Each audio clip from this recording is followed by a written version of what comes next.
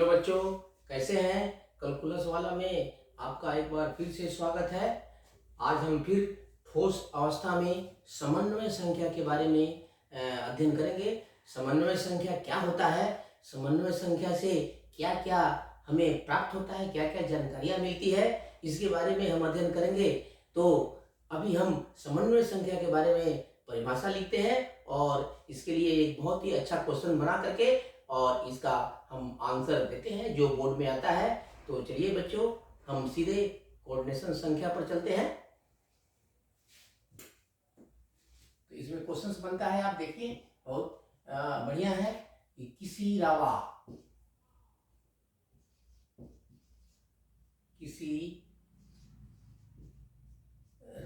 के समन्वय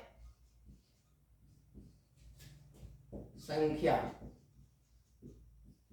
कोऑर्डिनेशन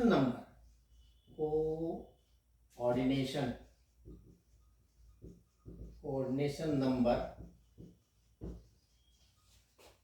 इसको CN बोलते हैं। कोऑर्डिनेशन नंबर से क्या समझते हैं, कोऑर्डिनेशन नंबर से क्या समझते हैं,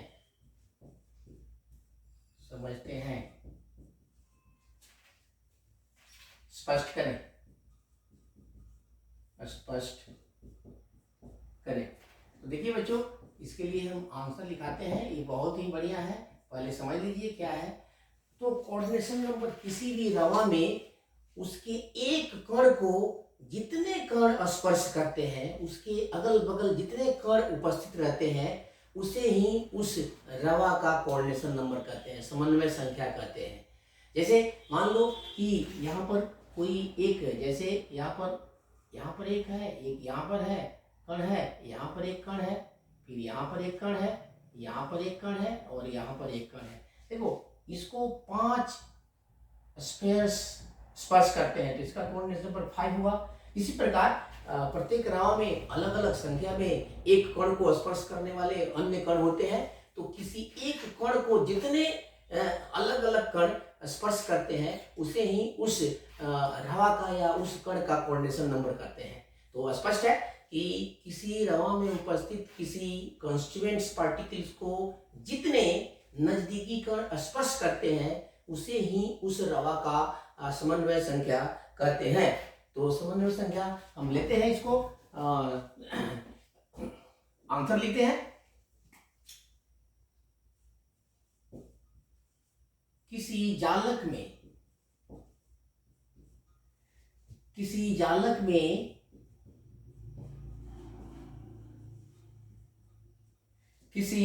एक कण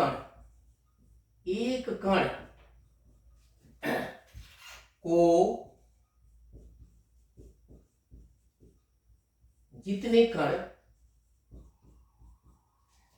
कण स्पर्श करते हैं,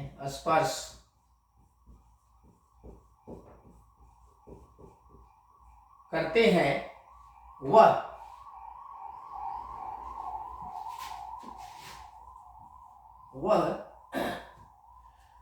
उसका समन्वय संख्या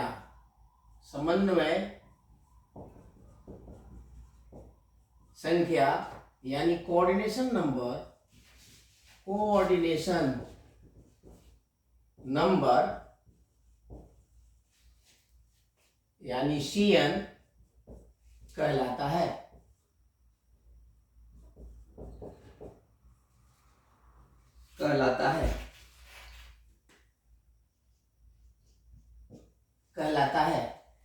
कोऑर्डिनेशन नंबर को हम किसी कण के नियरेस्ट नेबर्स की संख्या के रूप में भी निरूपित करते हैं। मतलब किसी रवा में, किसी जालक में किसी एक कण के सबसे नजदीकी पड़ोसी जितने कण है, उसे ही हम उसका कोऑर्डिनेशन नंबर कहते हैं। तो इसे हम इस प्रकार भी परिभाषित करते हैं। इसे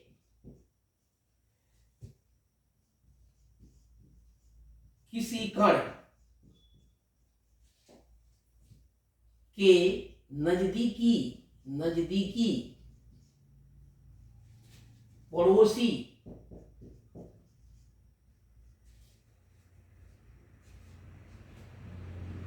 nearest neighbor, nearest neighbors, neighbors कणों के रूप में भी निरूपित किया जा सकता है, निरूपित किया जा सकता है, जा सकता है।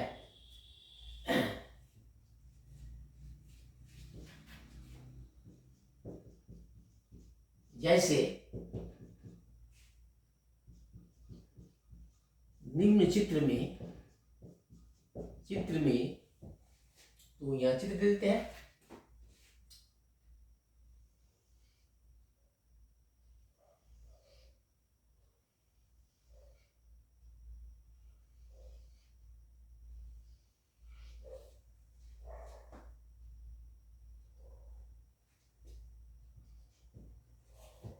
निम्न चित्र में कण ए को चार अन्य कण स्पर्श करते हैं,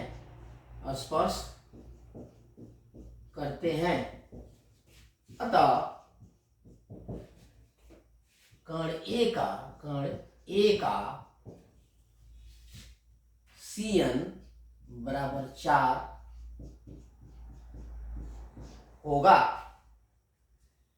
और इसकी खासियत है, किसी भी लैटिस में, किसी भी जालक में, किसी भी रावा जालक में, पूरे ब्रेविस जालक में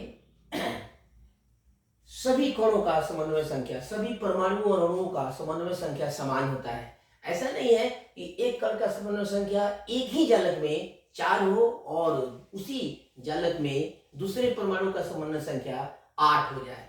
होगा तो 8 ही होगा या 6 होगा या 4 होगा। मतलब किसी एक रावा जालक में सभी कणों का जो समन्वय संख्या होगी वह समान होता है।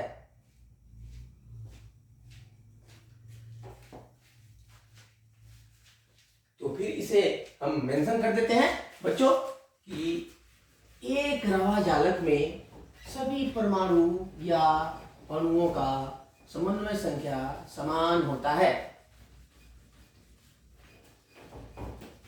इसको मेंशन कर देते हैं ताकि ये नोट्स में कंप्लीटली इन्वॉल्व हो जाए।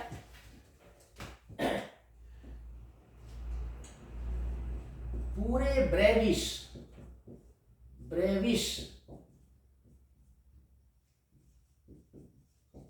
जालक, ब्रेविस लैटिस में प्रत्येक परमाणु तथा अणुओं का समन्वय संख्या यानी Cn समान होते हैं,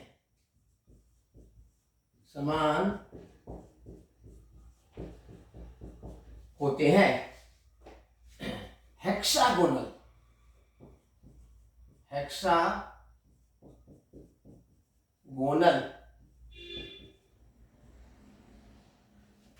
cubic close packing, hexagonal घनीय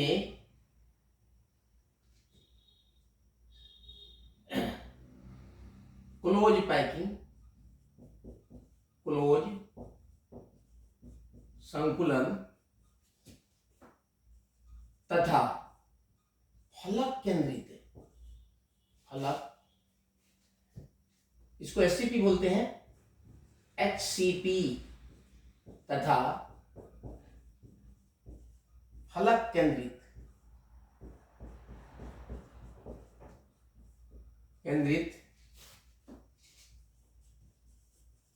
घनीय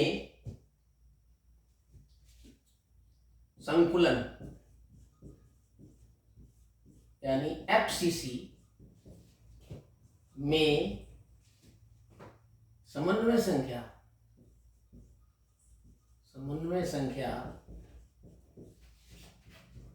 Cn बराबर 12 होता है। इसी प्रकार देह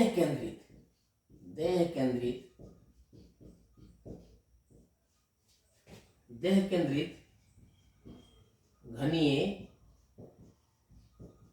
संकुलन यानी BCC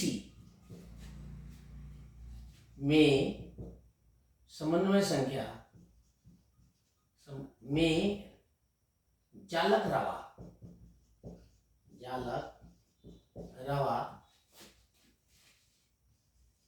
का समन्वय संख्या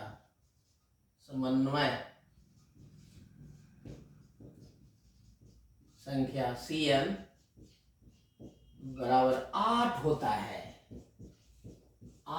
है। और समन्वय संख्या का ज्ञान, समन्वय संख्या को हम आसानी से त्रिज्य अनुपात रेडियस रेशियो द्वारा निकाल सकते हैं। बच्चों, रेडियस रेशियो एक बहुत ही इंपॉर्टेंट टूल है, एक बहुत ही इंपॉर्टेंट फिजिकल टर्म है, जिसको जान लेने से हमें उस रवा का समन्वय संख्या आसानी से ज्ञात कर सकते हैं। जैसे अगर कोई ट्रायंगुलर मतलब ट्रायंगुलर प्लेनर हो, उसका कोऑर्डिनेशन नंबर 4 होता है। जो टेट्रागोनल हो तो उसका कोऑर्डिनेशन नंबर 6 होता है। हेक्सागोनल हो तो 12 होता है। और आपको ऑर्थोरोम्बिक हो तो भी 8 होता है। इस तरह से रेडियस रेशियो मालूम रहने से हमें उस रवा का समन्वय संख्या ज्ञात हो जाता है।